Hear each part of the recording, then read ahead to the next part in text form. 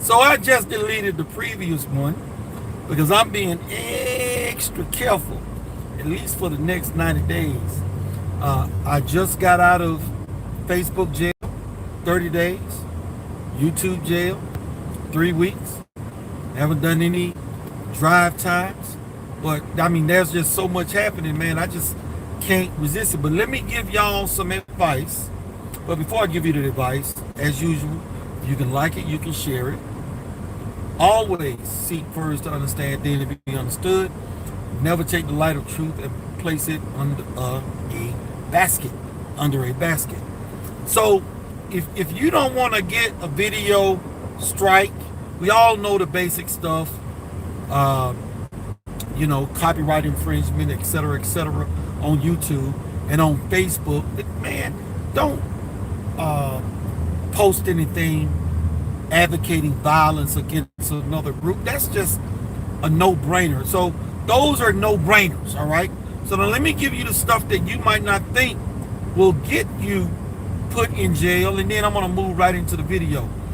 Do not post memes of LBJ, even though they are accurate and there are audio of him using the N word. So I said the word outright in the previous video before this one and stopped the recording and deleted it, all right? Do not talk about anything that is truthful but is derogatory in nature, okay? We're talking about behavior, and use the word Muslim or Mexican. All of the stuff I'm talking about will get you summarily placed in social media incarceration, all right? Do not talk about alternative treatments to corona. Senator Johnson just got banned from YouTube for doing that very thing. Why don't you wonder why other senators or representatives haven't been banned by YouTube yet? Because they dare not talk about those things, or they don't find it interesting enough to make YouTube videos or Facebook posts, because they would certainly get the Donald Trump treatment. And don't share the video of Donald Trump's conclusion from his CPAC speech. That got me put in YouTube jail and got me a Facebook strike as well. So these things you must be careful of. So forgive me, I am trying to maneuver here in traffic. Let me get situated here, and then I'm going to jump right into this video. All right, thank you very much there, sir. I appreciate that. So, not very many courteous drivers these days. So, here we go. I had a phone conversation with a colleague of mine by the name of Johsie Cruz. She ran for representative, U.S. representative against Guam tipping over Hank Johnson, all right? And she was sharing some information with me. And the particulars of this is as such. DeKalb County GOP has a new chairman. Her name is Marci McCarthy. I supported her. I voted for her. Okay? That's a good thing. She is not a Rhino supporter, to my knowledge, but she has done something significant. Number one, they're removing a guy that has been serving on the election commission, I believe, for 50 years. Wow. Talk about not recycling. Oh well. I remember listening to this comedian talking about you got to recycle your racial slurs. But that was one of the funniest things I ever heard in my life. But anyway, I digress. Another thing is that she is appointing two guys, one of whom I consider a good friend of mine. His name is Paul Manor. Now, there was an article in the AJC and a couple of other places denouncing this appointment, calling Paul Manor far right. I haven't read the article. They may have called him alt-right or alt-right militia like they did with McGregor and this cat by the name of Jonathan Garcia.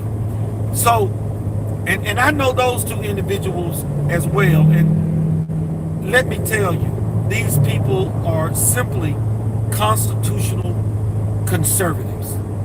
I stake my life on that. And all right, I lost the video to link that for a minute. If the AJC is talking badly about Paul Manor, that's a good thing.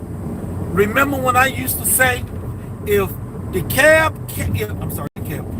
if the Democrats don't want you and the Republicans don't want you, that's a good thing. And who am I talking about?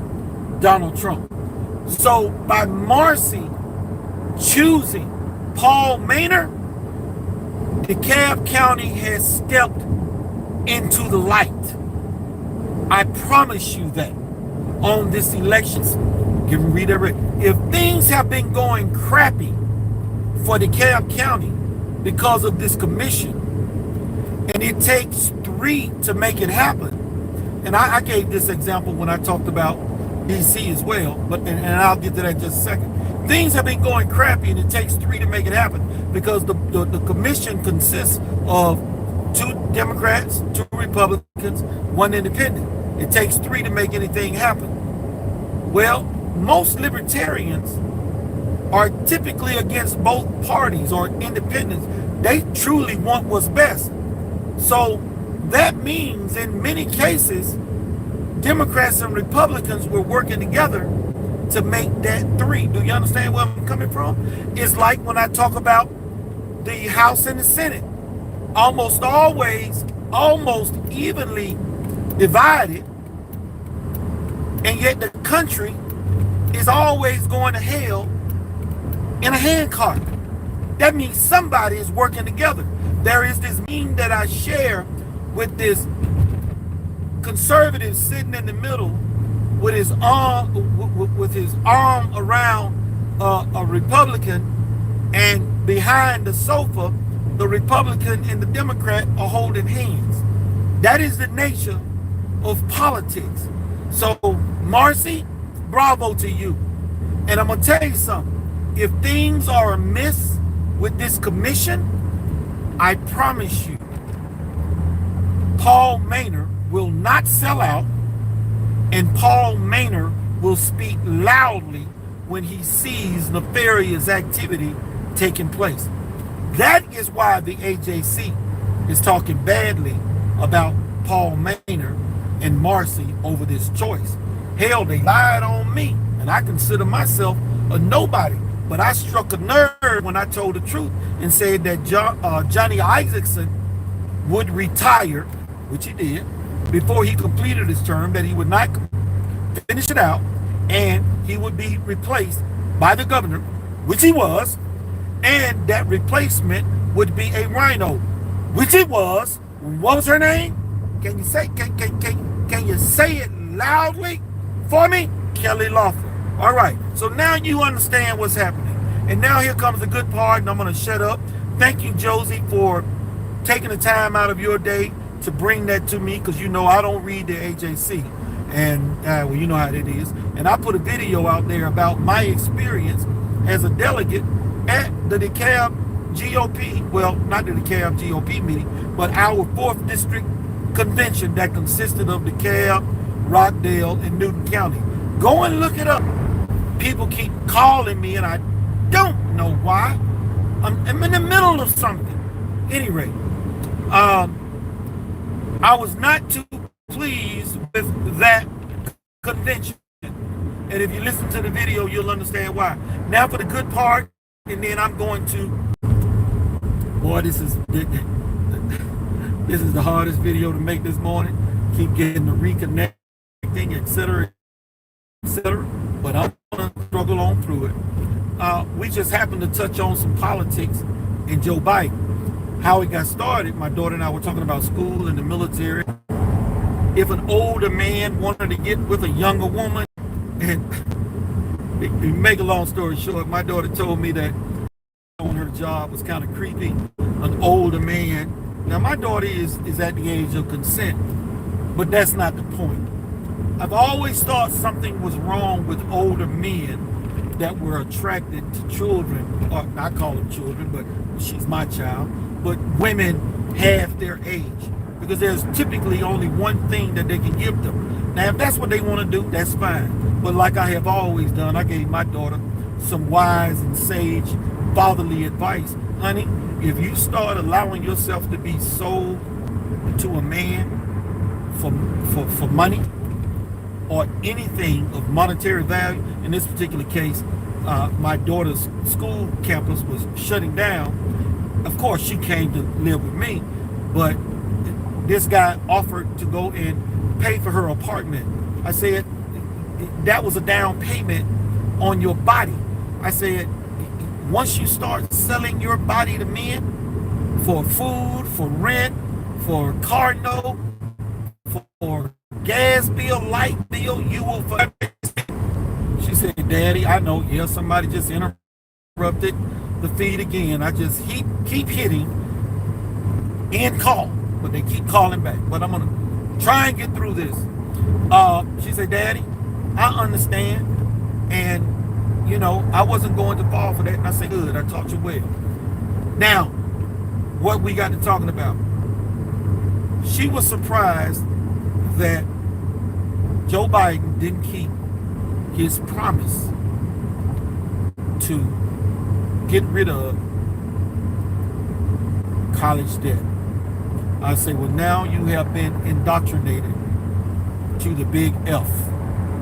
Politicians not keeping their promise. And then I proceeded to explain to her why Joe Biden was not the lesser of evils.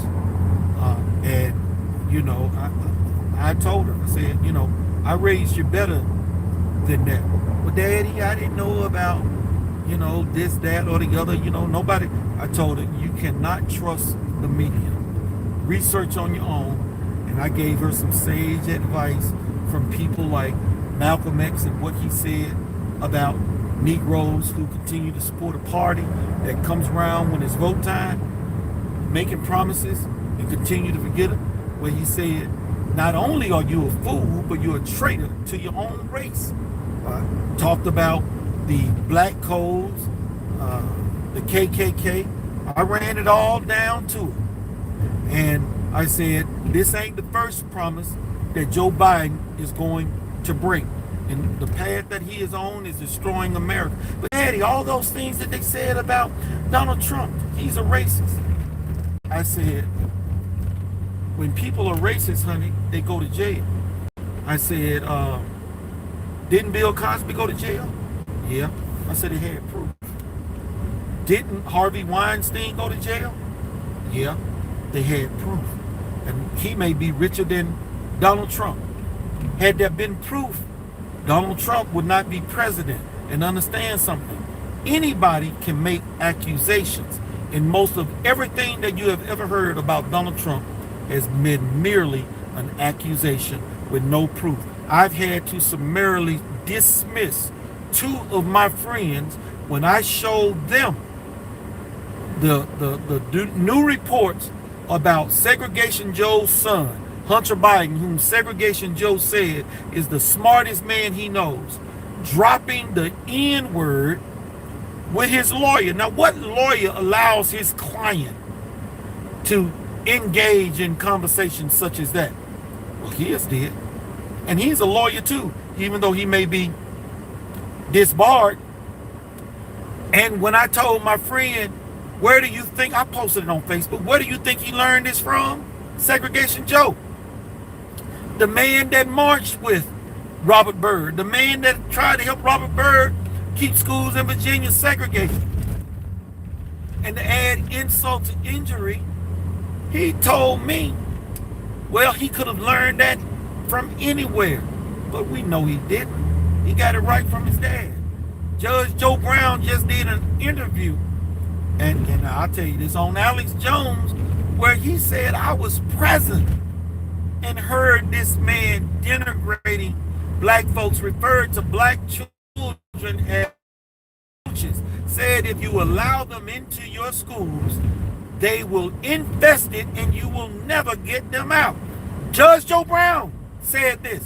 So I explained to my daughter, look for your news elsewhere other than CNN or regurgitated BS.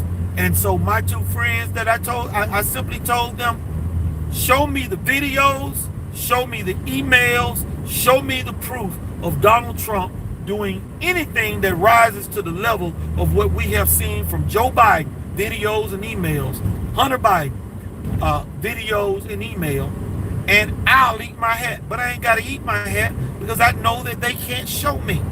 This is where we are. This is what I told my daughter, because my daughter was able to hear me this time, because now she knows what it is like to be lied to. And yeah, she's got a ton of college debt, and she was looking for that promise to be kept. T-Mod out, drive time to